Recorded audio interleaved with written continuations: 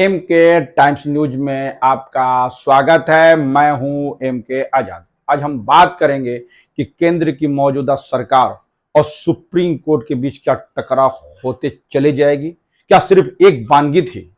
जो दिल्ली बिल को लेकर जो हंगामा मचा हुआ है और विपक्ष जिस तरह से सरकार को घेरने के काम कर रही है और कटघरे में उनका सवाल है, और उसी प्रकार जब संसद में और राज्यसभा में जो हंगामा मचा हुआ है वो मणिपुर को लेकर भी है,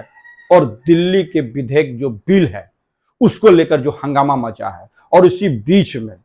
संजय सिंह की पूरे सत्र में उसकी जो है बर्खास्तगी हो जाती है संसद से। और इस बात में टीएमसी के एक सांसद जो उसकी भी जो पूरे सत्र से उसकी जो निष्कासन हो जाता है, ये स्पष्ट दिखाई देता है कि आने वाला समय में जो सरकार मौजूदा बैठी हुई है वो हर तरह से दो दो हाथ करने के लिए जो है वो इंडिया गठबंधन से तैयार बैठी हुई है। चाहे सदन हो चाहे सड़क हो,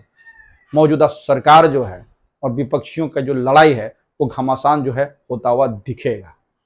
और हो भी क्यों नहीं, क्योंकि सामने 2024 का चुनाव सामने नजर आ रहा है और इसी को लेकर सारी कवायदें कही जा रही है और इसी को इर्द गिर्द सारी राजनीति घूमता हुआ नजर आ रहा है। तो क्या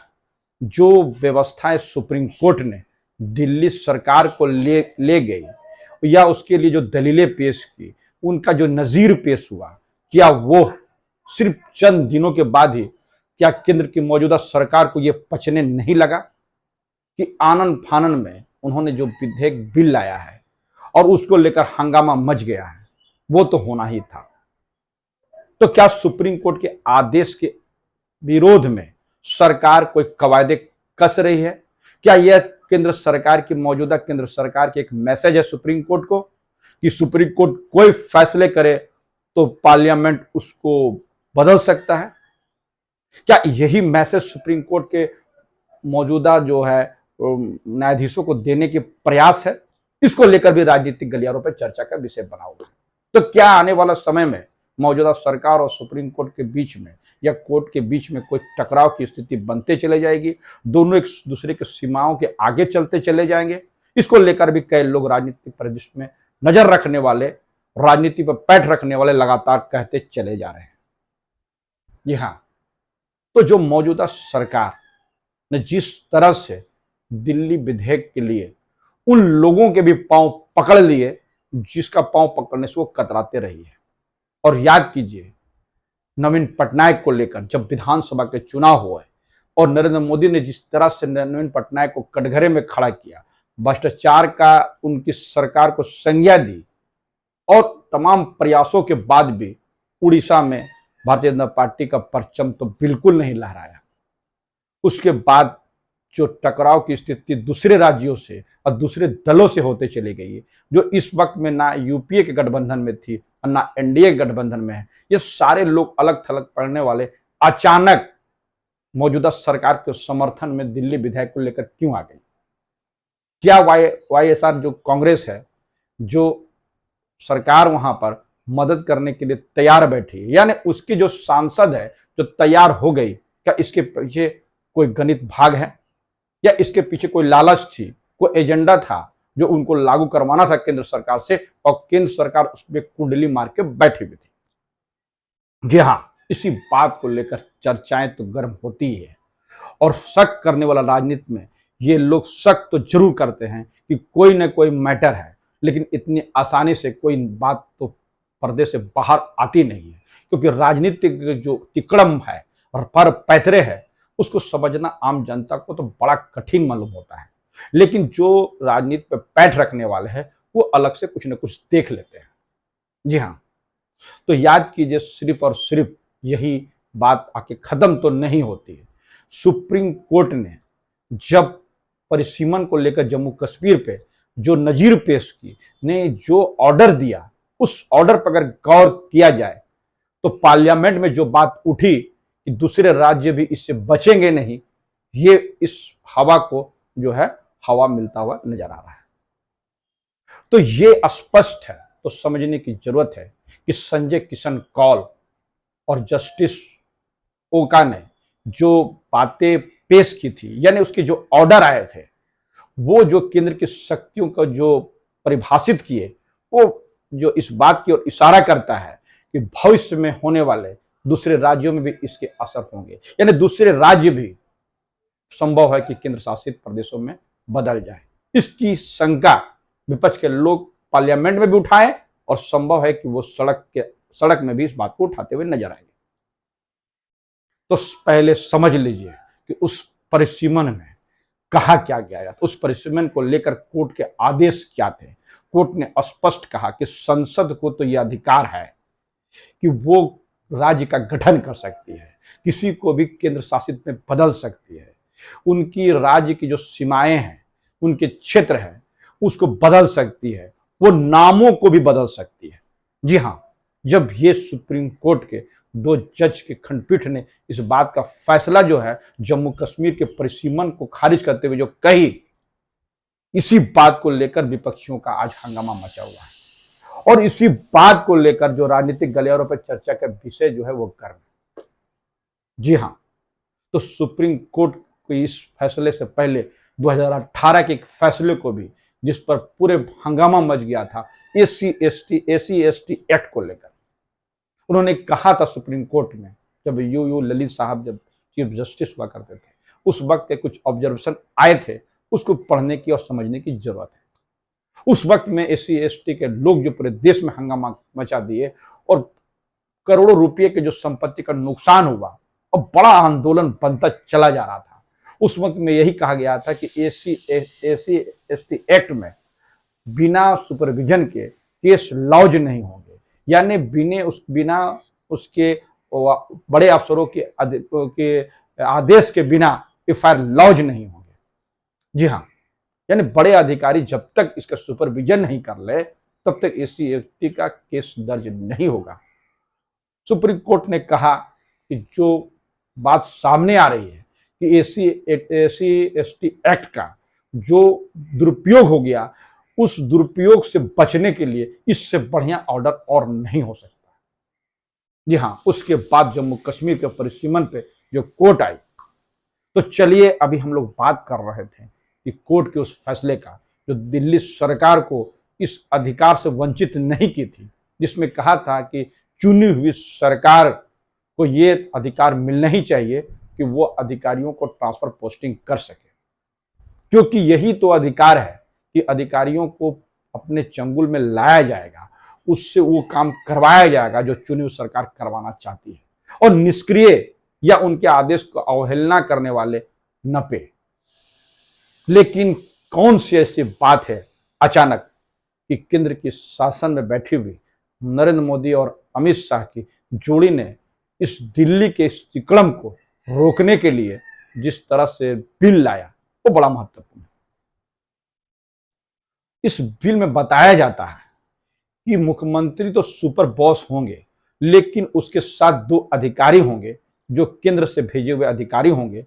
और इन तीनों के फैसले के साथ दिल्ली के में तबादले होंगे। तो सवाल यह है कि जो 2 अधिकारी केंद्र से से आएंगे या केंद्र के आदेश से नियुक्त किए जाएंगे, क्या उसको बदलने का अधिकार क्या मुख्यमंत्री के पास होगा? बिल्कुल नहीं होगा। यही बात की शंका जो है आप पार्टी लगातार कहते चले जा रही है और विपक्ष भी इसी को लेकर प्रहार कर रही है। जब फैसले की बात आएगी और मुख्यमंत्री किसी चीज से अलग होंगे, तो 2 अधिकारी जो है वो जो 2 के जो बहुमत से उसको पास तो करवा ही लेंगे। जब 3 लोग बैठेंगे और 2 लोग सहमति बना देंगे, तो वो ट्रांसफर जो है वो मुख्यमंत्री चाह के भी उससे अलग नहीं कर सकते। जी हाँ, इसी को लेकर तो क्या चुनी हुई सरकार पे अधिकारियों को बैठाकर चुनी हुई सरकार के साथ मजाक बना हुआ है, मजाक किया गया है? तो याद कीजिए, आप पार्टी जो आरोप लगा रही है, विगत 25 साल से सत्ता के लिए छटपटाए भारतीय जनता पार्टी इस वक्त में किसी तरह से जब दिल्ली में वापस नहीं हो पाई और जब कांग्रेस के बाद आप पार्टी के हाथ में सत्ता चली गई और आप पार्टी लगातार पूरे बहुमत के साथ, यानी 2 तिहाई से ज्यादा बहुमतों के साथ इस तरह से भारतीय जनता पार्टी कांग्रेस का सुपड़ा साफ कर दिया। आप पार्टी वो एक नजीर पेश कर दी। तो क्या 25 साल से सत्ता से जो बेदखल भारतीय जनता पार्टी ने अंदर खाने से राज करने का एक नीति बनाई है, इसी को लेकर शंका व्यक्त कर दिया। और यही नहीं, जब निकाय के चुनाव हुए उस वक्त में भी आप पार्टी ने भारतीय जनता पार्टी को धूल चटा दी और अपना मेयर वहां नियुक्त कर दिया। तो ये लगने लगा, याद कीजिए दिल्ली के चुनाव में जो भारतीय जनता पार्टी के चाणक्य कहे जाते हैं अमित भाई शाह जी, जब पर्ची बांटने के लिए दरवाजे दरवाजे का इस्तेमाल कर दिए और डोर टू डोर कैंपेनिंग का जब बीड़ा उठाया, बावजूद भी दिल्ली की जनता ने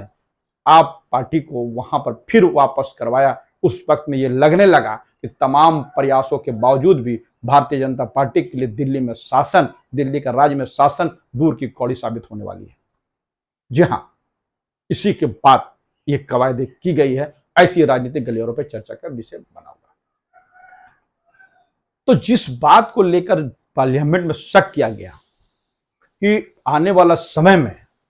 जिस पे भारतीय जनता पार्टी शासन नहीं कर पाएगी तमाम प्रयासों के बाद, तो वह का केंद्र शासित प्रदेशों में तब्दील हो जाएंगे। जी हां, इसी को लेकर शंकाएं तो व्यक्त की ही जा रही है। तो सवाल फिर वहीं खड़ा हो गया कि कौन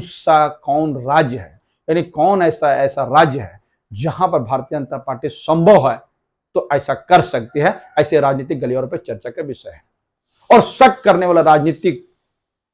में इस बात को बढ़ावा देते हैं कि अनकरीब पश्चिम बंगाल हो, उड़ीसा हो या पंजाब हो, यह संभव है कि जो सीमावर्ती इलाकों से लगे हुए राज्य हो उसको अपने अधीन ले ही सकती है, क्योंकि इसके पीछे जो तर्क बताए जाते हैं वो भी बड़ा महत्वपूर्ण है, उसको जानने की जरूरत है। पंजाब को लेकर सरकार के जो फीडबैक है या उनके जो फीडबैक है, इसको समझने के लिए जो जरूरत है वो समझिए। फीडबैक है कि तमाम प्रयासों के बावजूद भी वहां आप पार्टी तो दिल्ली में पंजाब में काबिज हो गई। और उसके बाद जो रिपोर्ट्स आ रही है, केंद्र के पास जो इनपुट मिल रहे हैं कि वहां पर लगातार जो आतंकवादी गतिविधि बढ़ते चले जा रही है, तो संभव है कि टेररिस्ट वहां पर पांव जमा ले। इसको लेकर कई बार जो है केंद्र जो में बैठी हुई सरकार है वो राज्य सरकार को आगाह करते चली गई। और याद कीजिए पश्चिम बंगाल में बांग्लादेशी घुसपैठ और रोहिंग्या को लेकर जो सवाल खड़ा किए, तो इसको लेकर भी जंग तो पहले भी चली है बंगाल में, क्योंकि बीएसएफ को क्षेत्र में विस्तार जो किया गया, ममता बनर्जी ने जो सवाल खड़ा किए, ये बड़ा महत्वपूर्ण है। तो आने वाले समय में ये बात कही जा रही है कि जो सीमावर्ती इलाके हैं, यानी जो बॉर्डर के इलाके में पड़ने वाले राज्य है, संभव है कि जहां भारतीय जनता पार्टी सकेगी नहीं वहां केंद्र शासित प्रदेश उसको बना दिया जाएगा और अंदर से उस पर राज करने की योजना बनाई गई है। जी हाँ, इसको लेकर जब बात की जा रही थी तो अमित भाई शाह जो जवाब दे रहे थे कि वो एनडीए में जो फूट डालने का एक षड्यंत्र मात्र है, और वो कह रहे थे कि तमाम प्रयास के बावजूद भी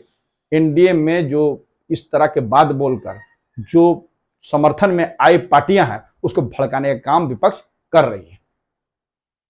और याद कीजिए जब पार्लियामेंट में बैठ के अमित भाई शाह कह रहे थे कि चुनी हुई सरकार वो बैठी हुई है, वो किसी के जो है मेहरबानी से नहीं बैठी है, और वो जो सही लगेगा, तर्कसंगत लगेगी और जो संवैधानिक तरीके से होगी उसको करने के लिए उसको कोई बाध्य नहीं कर सकता, उसको रोकने के लिए कोई बाध्य नहीं कर सकता। तो दिल्ली में जो बैठी हुई सरकार है उसको भी तो जनता नहीं चुनी, वो भी जो केजरीवाल की जो सरकार है उसको किसी केंद्र सरकार ने नहीं बैठाया, किसी ने उसकी नियुक्ति नहीं की, जो भी नियुक्ति की है वो दिल्ली की जनता ने की है। तो सवाल इससे बड़ा है कि आने वाला समय में क्या और भी राज्य केंद्र शासित प्रदेशों में बदलेंगे? क्या ये जो विपक्षियों का जो आरोप है वो क्या निराधार है, या फिर आने वाले समय में ये होता हुआ दिखेगा?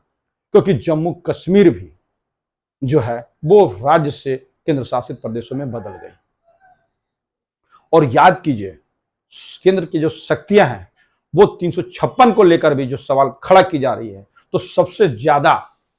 मणिपुर में तो धारा 356 का इस्तेमाल किया गया। लेकिन जब भी इस्तेमाल किया उस वक्त में भी वो हालात तो मणिपुर में बिल्कुल नहीं थे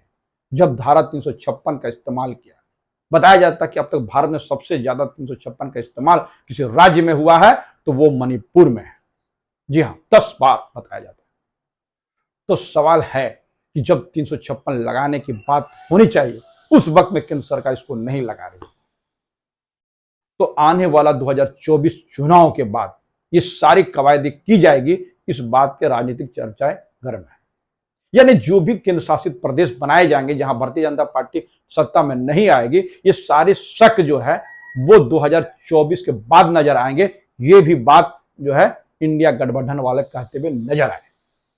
ये सारी कवायदें, इसीलिए मैं कह रहा था कि 2024 की जो वर्जिशें हैं इस बार में बड़ा भीष्म होने वाला है,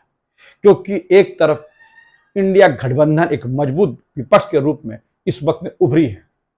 और राहुल गांधी की जो सदस्यता वापस हुई और जिस उत्साह के साथ कांग्रेस पार्टी खड़ी हुई है और विपक्षियों की जो गुलबंदी हुई और राहुल गांधी के का वेलकम करने के लिए जब पूरी विपक्षी पार्टी एकजुट हुई और तालियों का और मिठाइयों का जो गूंज हुई, ये जबरदस्त है। और देखना यह है कि राहुल गांधी पार्लियामेंट में क्या बोलते हैं, चर्चा में भाग लेते हैं, मणिपुर के मुद्दे पे क्या बोलते हैं और दिल्ली वाले मामले पे क्या बोलते हैं। ये सारी बातें राजनीतिक चर्चाओं पर चर्चा का विषय बना हुआ है और इससे ज्यादा है कि वो सड़क में आकर क्या बोलते हैं, क्योंकि बताया तो जाता है कि तमाम प्रयासों के बावजूद भी वर्तमान में मौजूद जो सरकारें हैं वो राहुल गांधी को घेरने में नाकाम हो गई और तमाम प्रयास विफल हो गए। और लगातार जिस हिसाब से भारतीय जनता पार्टी को झटके पर झटके लग रहे हैं, उनका ग्रह दशा खराब चल रही है, वो इशारा करती है 2024 के चुनाव बड़ा गंभीर होंगे और इसके परिणाम जो भी है वो तो आने वाला वक्त में पता चलेगा। तो हमारे ये वीडियोस कैसा लगा अपने कमेंट्स बॉक्स में जरूर कमेंट्स करें। जिन्होंने अभी तक हमारे न्यूज को सब्सक्राइब नहीं किया उसे निवेदन है सब्सक्राइब कर दें। नमस्कार।